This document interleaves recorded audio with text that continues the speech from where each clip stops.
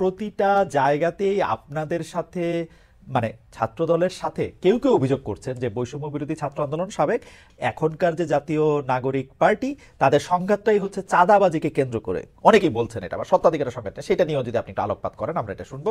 আমরা একটু জনাব আব্দুল হান্নান মাসুদের কাছে যাই। জনাব আব্দুল হান্নান মাসুদ, আমরা কিন্তু খেয়াল করতেছি যে এই জুলাই আগস্ট আন্দোলনের মূল নেতৃত্ব কারা দিয়েছেন, মূল কর্তৃত্ব কারা করেছেন, এবং তাদের আসলে কি কি পাওয়া উচিত, তারা আরো কত বছর সরকারে থাকা উচিত, কতবার কতগুলি সংসদ সদস্য পদে নির্বাচিত হওয়া উচিত, কিভাবে দেশের নেতৃত্বে আসা উচিত, সেইটা নিয়ে আপনারা যত বেশি সিরিয়াস, এই যে এইসব সংঘাত এবং বিভিন্ন জায়গা থেকে এইটার ব্যাপারে আপনারা তত বেশি সিরিয়াস না, এই হচ্ছে অভিযোগ।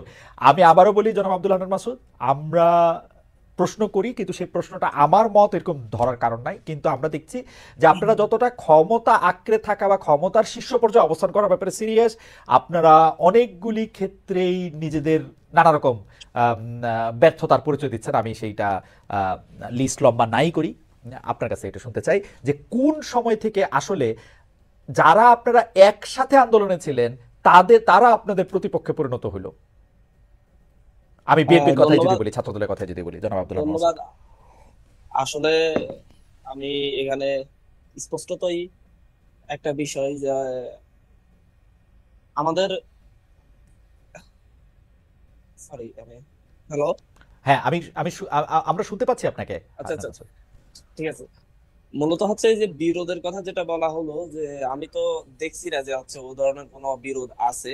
যে বিরোধটা দেখা যাচ্ছে সেটা মূলত হচ্ছে কিছু কার্যক্রমকে কেন্দ্র করেই আপনার ব্যক্তিগত আক্রোশ, পাশাপাশি হচ্ছে আপনার বিভিন্ন জায়গায় যখন কোনো অপরাধ সংঘটিত হয় সেই অপরাধের বিরুদ্ধে যখন হচ্ছে আমরা কথা বলি, তখন এটাকে মেনে নেয়ার যে একটা মানে উদার গণতান্ত্রিক মন মানসিকতা থাকা উচিত, সেই মন মানসিকতা আসলে বাংলাদেশে দীর্ঘদিন যাবৎ ফ্যাসিবাদী রাজনীতির কষাঘাতে যারা নির্যাতিত হয়েছে, সেই ভাইদের যারা দীর্ঘদিন যাবৎ অত্যাচারিত হয়েছে, নির্যাতিত হয়েছে, ওনাদের সেই রকম মানসিকতা আসলে আমরা লক্ষ্য করি না। যখন আমরা কথা বলি যে হচ্ছে ডিরেক্টলি যে হচ্ছে সাদাবাজি হচ্ছে, যে আপনার দখলদারিত্ব হচ্ছে, যখন বলি যে হচ্ছে সাইদাবাদের প্রতি বাস থেকে চাঁদা নেওয়া হচ্ছে, এবং এভাবে যখন কথাগুলো বলি চাঁদাবাজের বিরুদ্ধে, দখলদারের বিরুদ্ধে, তখন বলা হয় যে চাঁদাবাজ বলে আপনারা কাকে ইঙ্গিত করছেন আমরা বুঝতে পারি না। সুতরাং হচ্ছে নিজেদের গায়ে টেনে নিয়ে জনাব মাসুদ, মানে এটাকে জনাব মাসুদ, আপনি যখন চাঁদাবাজের কথা ইঙ্গিত করছেন তখন আপনারা মানে এখন আপনি যেভাবে বলছেন সেভাবে আসলে না বলে আপনারা একটা দলকে ইঙ্গিত করেন, একটা দলের ছাত্র সংগঠনকে ইঙ্গিত করেন, এটাকে আপনারা না, ডেলিবারেটলি করেন। বিষয়টা হচ্ছে যে আপনি যদি এটাকে লক্ষ্য করেন যে বাংলাদেশের 95% হুম, চাঁদাবাজি হয় যে হচ্ছে একটি নির্দিষ্ট দলের নেতা কর্মীদের দ্বারাই সংগঠিত হচ্ছে, এবং হুম। সেই ক্ষেত্রে ওনাদের নেতৃত্ব যারা হচ্ছে একটা আগামী বাংলাদেশকে একটি সুন্দর স্বচ্ছ দেখতে চাচ্ছেন, তারা এটার প্রতিবাদও করছেন। যেমন রুমিন ফারহান আপু একদিন যে সরাসরি উনি টক শোতে বলেছেন যে হচ্ছে কি প্রক্রিয়ায় চাঁদাবাজি গুলো হচ্ছে, এবং হচ্ছে কি ওনারা বিরোধিতা করেও পারছেন না। আমার কাছে আরেকজন এমপি বললেন যে হচ্ছে আমি যখন চাঁদাবাজি দখলদারিত্বের বিরুদ্ধে জনাব কথা বলি, মাসুদ, যখন তাদেরকে শাসন করি, জনাব মাসুদ, তখন ওরা অন্য একটি গ্রুপে উঠে যায়। না না জনাব এটা মাসুদ, হচ্ছে বাস্তবতা। জনাব মাসুদ, আমি এখন এই আমি জনাব মাসুদ, এই আমি কি এই জায়গা প্রসঙ্গে থেকে বলি যে আমি কিন্তু বিএনপির ভারপ্রাপ্ত ভাইস চেয়ারম্যানকে এই চাঁদাবাজির এগেইনস্টে কথা বলতে শুনেছি, শুধু ব্যারিস্টার রুমিন ফারহানাকে না। না, এটা উনি এটা স্পষ্ট বাস্তবতা। বলেছেন। ওনারা ওনারা সরাসরি সেন্ট্রাল থেকে দীর্ঘ চেষ্টা করতেছেন, হুম। ওনারা ওনাদের জায়গা থেকে ভালোভাবে এটাকে হ্যান্ডেল করার চেষ্টা করতেছেন, কিন্তু বাস্তব হচ্ছে তৃণমূল পর্যায়ে এতটাই মানে হচ্ছে নিয়ন্ত্রণের বাইরে যে যেটা ওনারা পারছেন না আসলে। যেমন ধরুন হচ্ছে একটা জায়গায় আপনি চাঁদাবাজি দখলদারিত্বের কারণে একজনকে সাসপেন্ড করলেন, হুম। সাসপেন্ড করার পর তাকে যদি পুলিশ অ্যারেস্ট করতে যায়, তখন হচ্ছে সেই জায়গার অন্য বড় নেতাগুলা হচ্ছে তখন পুলিশকে ডিরেক্টলি আচ্ছা, হামলার হুমকি দেয়, থানা ঘেরাওয়ের হুমকি দেয়, এবং ফোন দিয়ে ধমকা ধমকি করে যে হচ্ছে ওর বিরুদ্ধে মামলা নেওয়া যাবে না, ওর বিরুদ্ধে অভিযোগ নেওয়া যাবে না, ও আমাদের লোক। তো বাস্তবতা হচ্ছে আপনি যে জাস্ট ওনারা ইয়েটাই করেন, এই সাসপেন্ডটাই করেন, কিন্তু পরবর্তীতে প্রশাসনও সাহস পায় না ওনাদের অন্য নেতাদের আচ্ছা, আনুকূল্য থাকার কারণে। জনাব মাসুদ, আপনার এই বিষয়ে আপনার বক্তব্য পরিষ্কার। আমরা শুধু ওই যে যেই রকম প্রশ্নটি করেছিলাম সেটাকে আপনি প্রশ্ন করে রাখি যে আমরা আসলে যেটাকে আমরা শো অফ বলি সেইটার ক্ষেত্রেও একটি প্রশ্ন তুলে আপনাকে করতে হয় যে আমরা কিন্তু কয়েকদিন আগে দেখেছি যে ঢাকা বিশ্ববিদ্যালয়, প্রাইভেট বিশ্ববিদ্যালয়ের ছাত্রছাত্রীরা গিয়ে আপনাদের অনুষ্ঠানেই বা আপনারা ছিলেন সেখানে, তারা অভিযোগ করেছে যে তারা মার খেয়েছে। গতকাল বা তার আগের দিন আমরা দেখেছি যে জনাব সার্জিস আলম, আপনাদের শীর্ষ নেতাদের একজন, তিনি গিয়েছেন বসুন্ধরা এলাকায় এবং বসুন্ধরা এলাকা গিয়ে আমরা দেখেছি যে অতি অকারণেই সেখানে মারধরের মধ্যে যেতে, পরে আবার স্ট্যাটাস দিয়ে আমরা দেখেছি যে ছাত্রদলের নেতা বা কথিত নেতার বিরুদ্ধে মামলা করতে, মানে কথিত বলতে আমি বোঝাচ্ছি যে অত শীর্ষ নেতাও না, ছাত্রদল করে সেজন্য মামলা করতে। এইসব ব্যাপারগুলি কি আপনারা দেখেন? মানে এটা কি মানে একটা পক্ষ প্রতিপক্ষ সৃষ্টি করা, নাকি মানে আপনারা এটা এমনি করতেছেন আপনাদের ক্ষমতাটা বেশি বোঝানোর জন্য? না, দেখা যাচ্ছে এটা তো স্পষ্টতই কিরকম হচ্ছে আপনার ঢাকা বিশ্ববিদ্যালয়ে প্রাইভেট বিশ্ববিদ্যালয়ের সাথে যখন হচ্ছে ঢাকা বিশ্ববিদ্যালয়ের শিক্ষার্থীদের সাথে একটা যখন দ্বন্দ্ব সৃষ্টি হয়, তারা সেখানে প্রাইভেট ইউনিভার্সিটির স্টেক্স হওয়ার জন্য স্লোগান দিচ্ছিল, কিন্তু যখন সাংবাদিকরা জিজ্ঞাসা করতেছে আপনারা কাকে চান, তখন তারা বললো যে হচ্ছে আমরা রিফাত রশিদকে সেন্ট্রাল সাইন নেতার মধ্যে চাই, কিন্তু সেই রিফাত রশিদ কিন্তু ঢাকা বিশ্ববিদ্যালয়ে। তো এটা নিয়ে অনেক সরসাত্মক বিষয়ের সৃষ্টি হয়েছে। এই জায়গাগুলো হচ্ছে আসলে প্রাইভেট বিশ্ববিদ্যালয়ের মেইন 8টা পোস্টের মধ্যে ছাত্র সংগঠন যেটা ওরা করেছিল, সেই ছাত্র সংগঠনের মেইন 8টা পোস্টের মধ্যে 3টা পোস্টই হচ্ছে প্রাইভেট বিশ্ববিদ্যালয়ের শিক্ষার্থীরা হোল্ড করছে।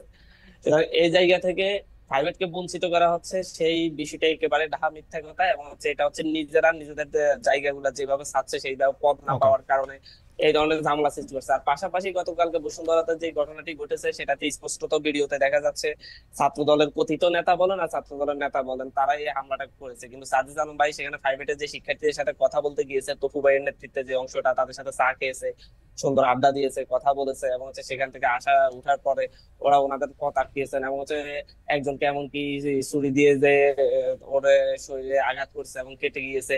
এই স্পষ্টত এগুলা দেখা গিয়েছে। এখন যদি যিনি এভাবে আসলে যদি সব জায়গায় যিনি আমি আসলে আরো যিনি আসলে আমি আরো আহত কয়েকটি হয়েছেন কথা তিনি তো বলছি। তিনি তো মানে মানে তিনি তো কার দ্বারা আহত হয়েছেন? আপনাদের লোকরাই তো তাকে আহত করেছে, তাই না?